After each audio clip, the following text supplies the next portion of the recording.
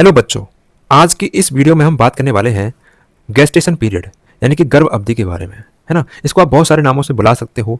आप इसे प्रेगनेंसी भी कह सकते हो यानी कि सगर्भता या गर्भावस्था भी कह सकते हो, या फिर आप एम्ब्रियोनिक डेवलपमेंट भी कह सकते हो, है ना। बच्चे का, शिशु का विकास जो होता है वो भी आप कह सकते हो। अच्छा, शिशु में और बच्चे में क्या फ़र्क होता है और भ्रूण में क्या फ़र्क होता है? देखो, भ्रूण वो होता है जो माता के शरीर में पल रहा होता है। शिशु वो होता है जिसका जन्म हुआ होता है ना। और बच्चा वो होता है जो जन्म के बाद बड़ा होता चला जाता है, वो बच्चा होता है ना। तो इसमें कंफ्यूज नहीं होना है आपको। निषेचन से लेकर जन्म तक की पूरी अवधि को गर्भ अवधि कहते हैं। जब तक बच्चे का जन्म नहीं हो जाता उस टाइम तक की पूरी अवधि को अपन क्या कहते हैं? गेस्टेशन पीरियड कहते हैं। और ये मनुष्यों में लगभग 9 महीने का होता है, यानी कि 40 सप्ताह का होता है। हालांकि ये अलग अलग जीवों में अलग अलग टाइम का हो सकता है ना। जैसे मान के चले कुछ जानवरों में ये 10 से 12 मंथ का भी होता है ना। कुछ जानवरों में ये 3 से 4 महीने का भी होता है, छोटे जानवरों में, ठीक है। तो ये अलग अलग हो सकता है। गर्भावधि के दौरान क्या होता है, मादा के रक्त में कई हार्मोन्स चेंज होते हैं, जैसे कि आपका कोर्टिसोल है, थायरोक्सिन है, प्रोलेक्टिन है, प्रोजेस्टेरोन है, ईस्ट्रोजन है, एचसीजी है, एचपीएल है। तो ये सभी हार्मोन की सांद्रता बदलती है ना। जिससे क्या होता है कि ये हार्मोन्स की बढ़ी हुई सांद्रता भ्रूण के विकास और मादा के उपापचय दर के नियंत्रण के लिए बहुत आवश्यक है। ये हार्मोनल चेंजेस बहुत आवश्यक हैं शरीर में, है ना। देखिए, यहाँ पर मैंने 3 हार्मोन्स लिखे हैं, प्रोलेक्टिन, एचसीजी और एचपीएल। ये हार्मोन्स केवल गर्भावधि के दौरान ही उपस्थित रहते हैं। कब उपस्थित रहते हैं? सिर्फ गर्भावधि के दौरान ही, ठीक है। अच्छा, देखिए, प्रोलेक्टिन हार्मोन के बारे में मैं आपको पहले ही बता चुका हूँ कि प्रोलेक्टिन हार्मोन सिर्फ तभी बढ़ता है जब या तो दुग्ध स्रवण हो रहा होगा, है ना, दुग्ध स्रवण हो रहा होगा स्तन ग्रंथियों से, या फिर जो मादा है वो प्रेग्नेंट होगी। 2 ही कंडीशंस में आपका जो प्रोलेक्टिन हार्मोन है वो शरीर में बढ़ता है। और जब तक ये प्रोलेक्टिन हार्मोन बढ़ा रहेगा, ये एफएसएच और एलएच को नहीं बढ़ने देगा शरीर में।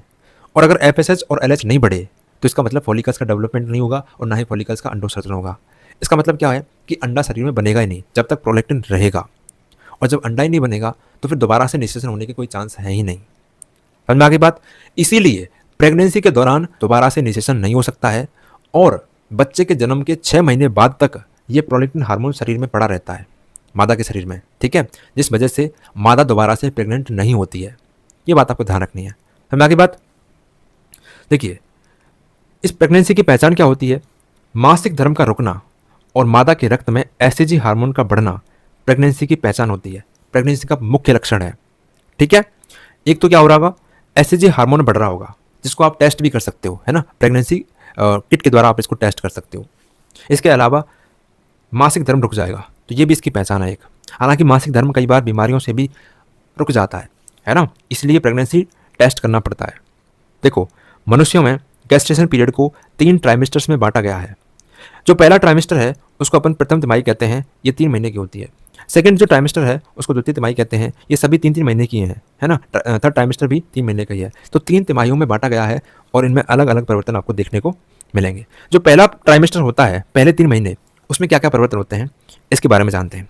देखो, ये सबसे महत्वपूर्ण समय होता है जिसमें ऑर्गेनोजेनेसिस होता है। पहले ट्राइमेस्टर में क्या होगा? अंगों का निर्माण होगा, है ना। भ्रूण के अंगों का निर्माण शुरू हो जाएगा। इस दौरान महिला अधिक औषधियों का सेवन करती है। ये बहुत इंपॉर्टेंट लाइन है ना। ये आपको नैतिक रूप से भी समझना चाहिए। अगर आप बायोलॉजी के स्टूडेंट हैं तो आपको पता होना चाहिए कि प्रेगनेंसी के पहले 3 महीने के दौरान अगर कोई महिला बहुत ज़्यादा औषधियों का सेवन कर रही है बिना डॉक्टर के पूछे, तो उससे क्या हो सकता है? भ्रूण में विकृतियाँ आ सकती हैं, है ना। इसके अलावा भ्रूण खत्म भी हो सकता है, भ्रूण नष्ट भी हो सकता है और इससे माता को भी नुकसान है ना। इससे माता को भी नुकसान हो सकता है, जान भी जा सकती है। इसको कहते हैं अपन टेरिडोजेनिक इफेक्ट। हमें आगे बात, ऐसे इफेक्ट जो भ्रूण में विकृतियां पैदा करते हैं उनको अपन क्या कहते हैं? टेरिडोजेनिक इफेक्ट कहते हैं, ठीक है। अब कौन कौन से परिवर्तन होते हैं प्रथम 3 महीने में? देखो, पहले महीने के अंत में हार्ट बन चुका होता है, यानी कि हृदय सबसे पहले बनना चाहिए, क्योंकि पूरे शरीर को सप्लाई करने के लिए एक इंजन तो होना चाहिए ना, ब्लड सप्लाई करने के लिए। तो हार्ट बन चुका होता है। इसकी ध्वनि को आप लीड्स लगा करके सुन सकते हो, है ना। माता के पेट से आप लीड्स लगाओगे ना तो इसकी ध्वनि आपको सुनाई दे जाएगी। द्वितीय महीने के अंत तक लिम्स यानी कि हाथ, पैर और डिजिट्स, अंगुलियों का निर्माण हो चुका होता है। और तीसरे महीने के अंत तक लगभग सभी ऑर्गन सिस्टम बन जाते हैं और एक भ्रूण जो होता है वह पूरा मानव रूप ले लेता है, ठीक है। तीसरे महीने के अंत तक वो पूरा मानव रूप ले लेता है। ठीक है, तो यहाँ पर सभी अंग लगभग बन चुके होते हैं। दूसरी जो तिमाही होती है, यानी कि तीसरे से छठवें महीने का जो टाइम होता है, इसमें क्या होता है, मुख्यतः भ्रूण में वृद्धि होती है ना। जो अंग बने हैं वो अब बढ़ना शुरू करेंगे। और 5वें महीने के अंत में कुछ स्पेशल होता है। देखो, 5वें महीने के अंत में भ्रूण में प्रथम गति यानी कि फर्स्ट फीटल मूवमेंट देखी जाती है, जिसको क्विकिंग कहते हैं। क्विकिंग का मतलब होता है बेटा लात मारना, है ना। और भ्रूण जो होता है ना, वो सबसे पहले 5वें महीने में लात मारता है। तो ऐसा महसूस होता है जैसे अंदर कुछ हिल डुल रहा है ना, पेट में कुछ हिल डुल रहा है, तो वो क्विकिंग होती है। तो इससे आप ये समझ सकते हो कि भ्रूण एकदम स्वस्थ है। कैसा है? स्वस्थ है, आप ये मान सकते हो। इसके अलावा भ्रूण की सतह पर छोटे छोटे बाल आ जाते हैं, जिसको अपन लेंगो कहते हैं। क्या कहते हैं? लेंगो।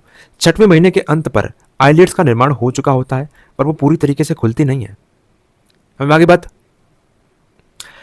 नेक्स्ट जो ट्राइमेस्टर है वो है थर्ड ट्राइमेस्टर। इस समय तक भ्रूण लगभग पूरी तरीके से विकसित हो चुका होता है ना। भ्रूण लगभग पूरी तरीके से विकसित हो चुका है। अगर इस टाइम पर उसका जन्म भी हो जाएगा ना, तो चांसेस हैं कि ये जिंदा रह जाए, है ना, 6वें महीने पर भी। त्वचा के नीचे वसा जमना शुरू हो जाता है और त्वचा कैसी हो जाती है? चिकनी और गुलाबी हो जाती है। त्वचा के बाल झड़ना शुरू हो जाते हैं और सिर के बाल बढ़ जाते हैं, है ना। त्वचा के बाल झड़ जाते हैं, सिर के बाल बढ़ जाते हैं। Brain and nervous system mature हो जाते हैं। फीटस बर्थ पोजीशन में आ जाता है, यानी कि सेफेलिक। सेफेलिक का मतलब हेड जो है वो बाहर की ओर हो जाएगा, सबसे पहले हेड आएगा। सेफेलिक का मतलब है कि जो हेड है वो बाहर की ओर हो जाएगा, पैर जो है वो अंदर की ओर होते हैं। जब जन्म होता है बच्चे का तो हेड सबसे पहले निकलता है। हमें आगे बात, इसकी औसत लंबाई कितनी होती है? 50 सेंटीमीटर। और वजन लगभग औसत मान के चलते हैं कि 3 किलोग्राम के बराबर होता है। ये हो सकता है कि 2 भी हो, 2.5 भी हो, ठीक है, कभी कभी 3.5 तक भी पहुंच जाता है। तो ये एवरेज 3 किलोग्राम के बराबर होता है। ये पूरा आपका क्या है? सगर्भता है ना, गर्भावस्था है। नेक्स्ट जो अपने को पढ़ना है वो है एम्ब्रियोनिक मेम्ब्रेन्स। जो भ्रूण हमने पढ़ा है अभी, है ना, उस पर कौन कौन सी लेयर्स होती हैं उनके बारे में अपन पढ़ेंगे और इसको अपन नेक्स्ट क्लास में डिस्कस करेंगे।